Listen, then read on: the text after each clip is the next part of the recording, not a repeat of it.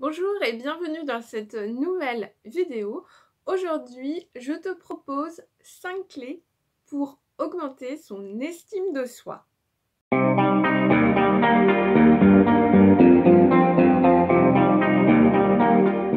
Si tu ne me connais pas encore, je suis Laurie Raphaël, coach en développement personnel et j'aide les femmes à reprendre confiance en elles pour atteindre leurs objectifs de vie. Quelle valeur t'accordes-tu? Sur une échelle de 1 à 10, comment te positionnes-tu? As-tu régulièrement des pensées du type « je suis nulle, je ne le mérite pas » ou bien « je ne suis pas assez ». L'estime de toi et l'auto-évaluation de ta valeur. Alors, dans notre société, il y a une certaine forme de confusion, un amalgame qui est fait entre ce que je suis et ce que je fais. D'ailleurs, je pense que tu as déjà remarqué, quand on rencontre quelqu'un pour la première fois, on va lui demander très rapidement ce qu'elle fait dans la vie, donc généralement son activité professionnelle, ensuite si elle est en couple et si elle a des enfants. Donc on va s'intéresser à son activité professionnelle et sa vie familiale. Pour autant, est-ce que ça définit qui est la personne? Non, bien sûr que non.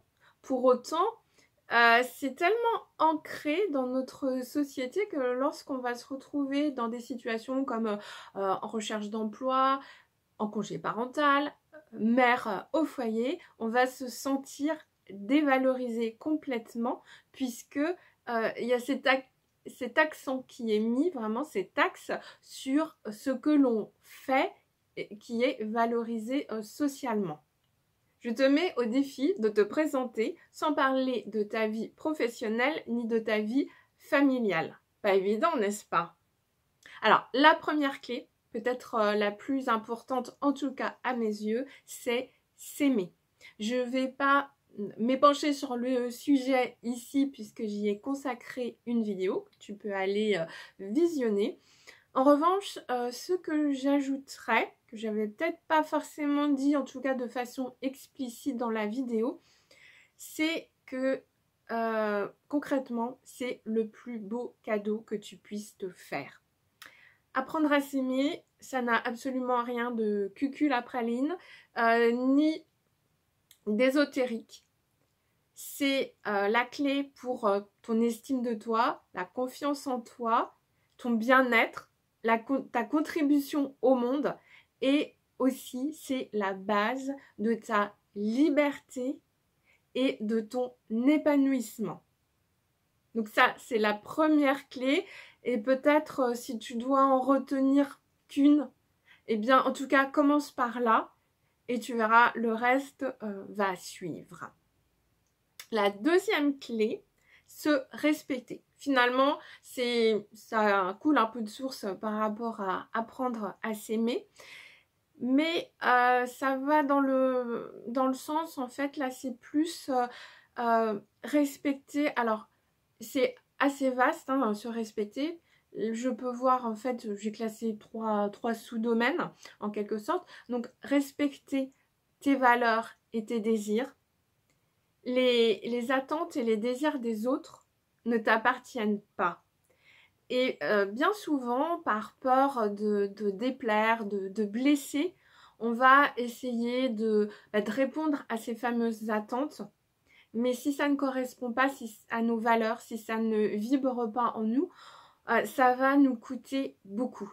Ça va nous coûter en énergie, puisqu'il va falloir peut-être parfois être amené à être en conflit avec ses propres valeurs. Donc c'est coûteux hein, parce que ça engendre en nous une certaine dissonance. Et donc à un moment donné, il faut faire un choix. Alors je sais pas, toi, quel choix as-tu fait entre faire plaisir aux autres pour ne pas déplaire et finalement passer à côté de ce qui est vraiment important pour toi. Le deuxième aspect, ce serait peut-être respecter son rythme de vie. Alors, on a tendance, voilà, on est dans une société où où tout s'accélère, tout va très très vite et on voudrait toujours en faire plus, faire mieux.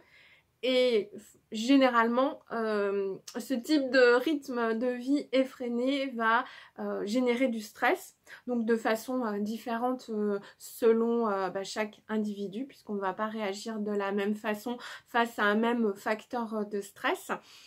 Et en fait, le stress, il va naître dès lors qu'on va se sentir dépassé, pas en capacité de faire face à la situation. Donc forcément, si on a cette idée-là en tête, ça ne peut pas aider à renforcer notre estime de soi, bien au contraire. Ça envoie une image négative du fait qu'on ne soit pas en capacité de gérer la situation. Et enfin, on peut apprendre également à respecter son corps. Bon, là, autant dire, généralement, il y a une sacrée marge de progression en la matière parce que qu'est-ce qu'on lui en fait baver?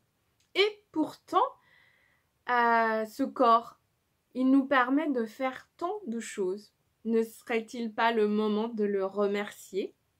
Alors, la troisième clé, ce serait d'arrêter de se critiquer et de critiquer les autres. Pour moi, ce serait l'équivalent du premier accord Toltec, que ta parole soit impeccable. Alors, je suis pas certaine que c'est ce que voulait dire l'auteur. J'avoue, j'ai eu beaucoup de mal avec le style d'écriture de ce livre. Alors, je ne sais pas si c'est parce que la traduction est trop littérale que ça perd un peu de sens, ou si tout simplement c'est le style, parce que parfois, je pense que ça t'a déjà arrivé, tu échanges avec quelqu'un, tu comprends ses mots, mais finalement derrière, tu comprends pas ce qu'elle veut dire vraiment, quelles sont ses intentions. Et là, c'est peut-être un peu pareil. Les trois autres accords, j'ai assez bien compris, je pense. Mais là, en tout cas, voilà, que votre parole soit impeccable. Je l'ai compris sous cet aspect-là, d'arrêter de se critiquer et de critiquer les autres. Alors, ça paraît finalement assez cohérent, puisque lorsqu'on se critique, ça veut dire qu'on a des pensées négatives à son sujet. Donc finalement, on va venir se casser. Donc ça va être difficile d'avoir une haute estime de soi dans ce cas-là. Et puis quand on critique les autres, finalement, on est malgré tout dans un schéma négatif.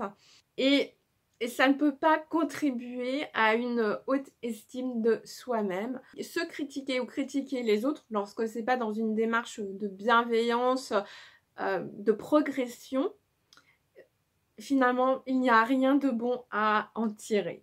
Quatrième clé pour augmenter son estime de soi, c'est d'agir.